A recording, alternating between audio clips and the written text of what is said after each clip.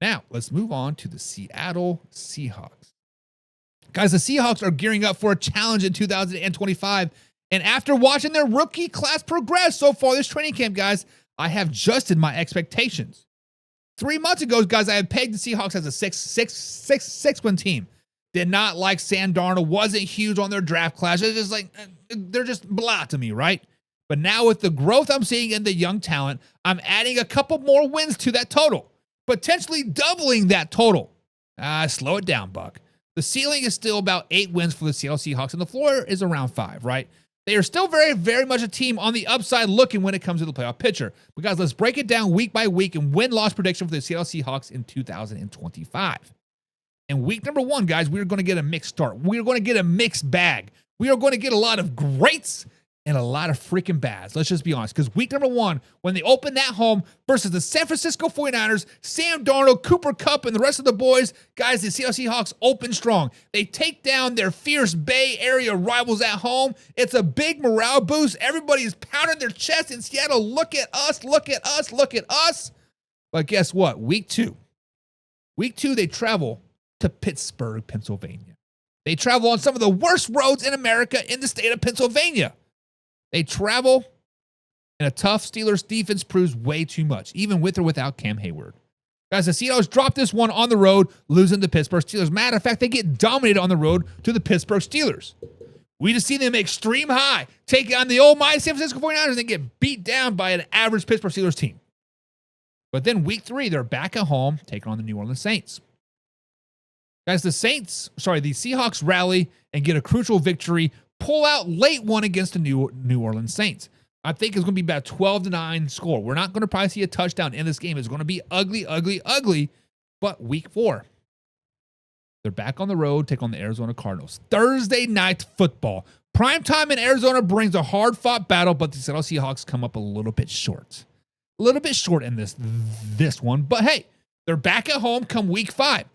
Hey, that's all right. We've lost on the road. We won at home. This time we're at home. And guess what? The Tampa Bay Buccaneers come to town.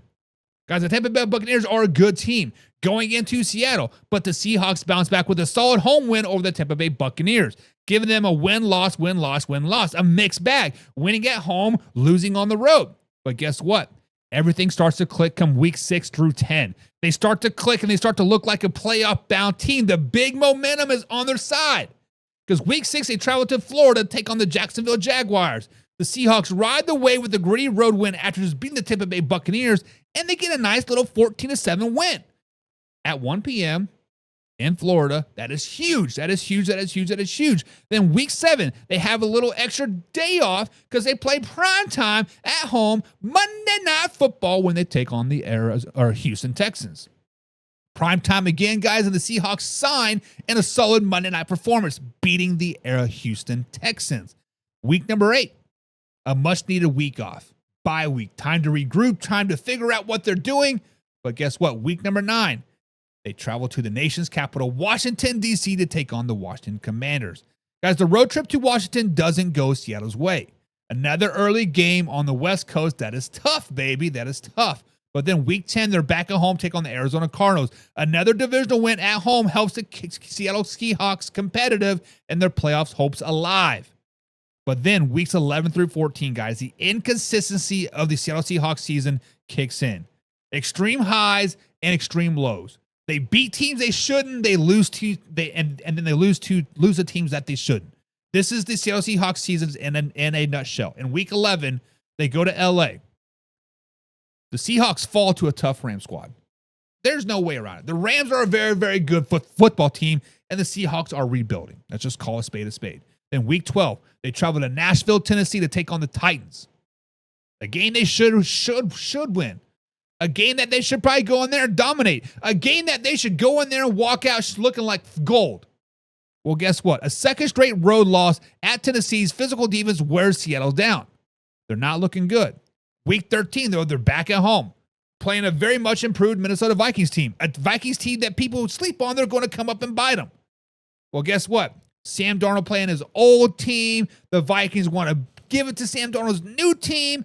Seattle grabs a very important divisional win, a conference win, I should say, showing signs of growth. However, Week 14, they're back on the road, traveling to the East Coast. 1 o'clock game, yet again, playing the Atlanta Falcons. Traveling inconsistency lead to a tough loss in Atlanta. It's losing 3 of their last 4. That is tough. That is tough. But then weeks 15 through 18, they're fighting for the finish. They're fighting to the finish. They want to be spoilers for somebody, right? They want to be on the plus side of a lot of things. Week 15, they're at home taking on the Indianapolis Colts, and the Seattle deliver a much-needed win at home against the Indianapolis Colts. Give me that dub. But then guess what? Week 16, Thursday Night Football yet again, take on the LA Rams, this time at home. Late season primetime game doesn't go their way, and the Rams get the season series.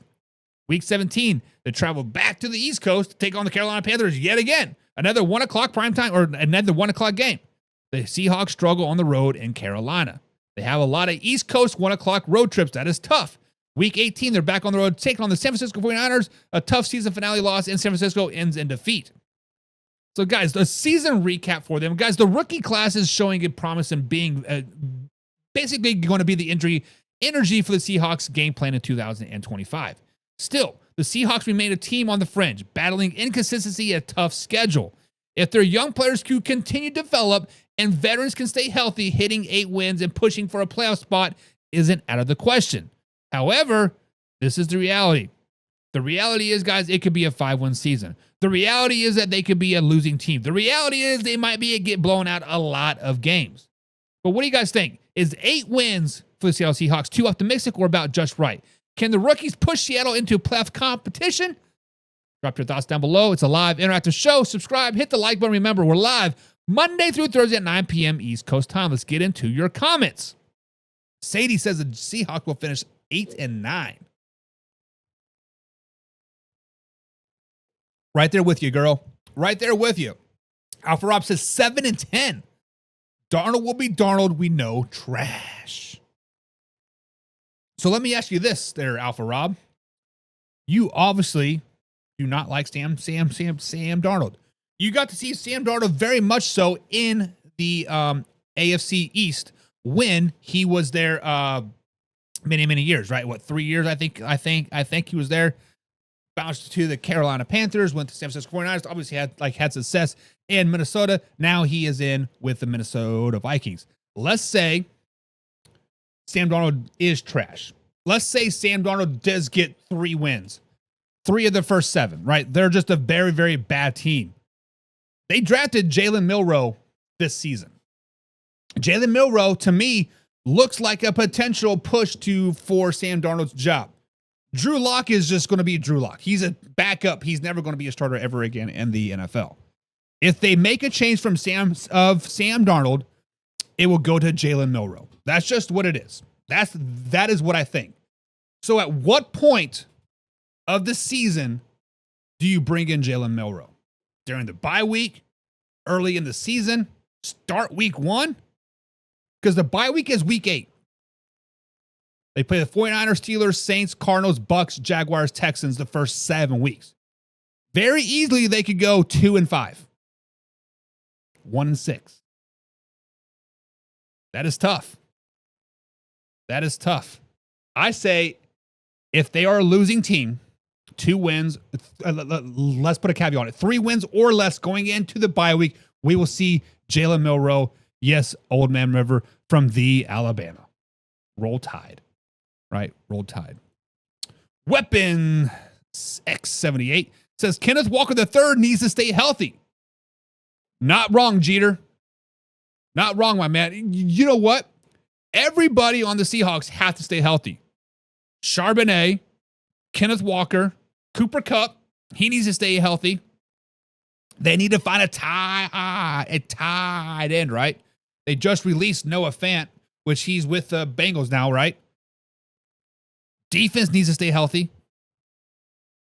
Obviously injury is big for everybody, but for the Seahawks alone, depth and injuries are going to kill them this season. Kill them. Weapons X78 says week 5 is when we'll see Jalen Milroe. Week 5. That is a little too early. I think that's a little too early to pull the rug out from Sam Darnold because you gave him a 2-year $70-some-odd million deal, right? He is your guy. That's the guy you wanted. That's the guy you brought in to mentor Milroe. I say you got to wait till at least after the bye week. Give him 8 weeks. Give him 7 games. Give Milroe that extra week to prepare. Because when coming off of the bye week, right, they do play the Washington Commanders, a tough Washington Commanders at Washington. That's a Sunday night football game. Week 3, says Old Man River. Listen, if you're going to start, first of all, pigskin pun, get you some. If you're going to give Sam Darnold 2 weeks to be 2-0 or 0-2, you might as well just start Milroe from week 1 from the Alabama. Just start on week 1. Start on week 1. Call it a day. Cut your losses. Right? Sam Darnold, he could go to Cleveland. They need a 7th quarterback. Why not? Sadie says, I think Sam Darnold will play the entire season. Now we got some logical speaking here. Sadie right now is the woman on the show. She is the most logical thinking here. Men don't think logically. We think with our not our heart. Like we think with our hearts, not our brain, right? Sadie's like, hey, Seahawks paid Sam Darnold $78 million for 2 years. Yes, they did draft Jalen Milroe. But right now, he's 3rd string. Right now, the man's 3rd string. We haven't seen nothing. He's a 3rd round pick. Let him sit on the bench. Let him learn. And then maybe, just maybe, next year we'll see Jalen Milroe. Sadie says, slow it down, baby. And I have to admit with Sadie, we need to slow it down, baby. I think we'll see Sam Darnold all season long. Unless the season obviously gets way out of hand. We're 2-13, 2-11, right? It is what it is. And the Old Man River says Sam Darnold goes down week 2 out for the season. Do not wish injury, my man. Somebody put Old Man River in timeout. You know better than that.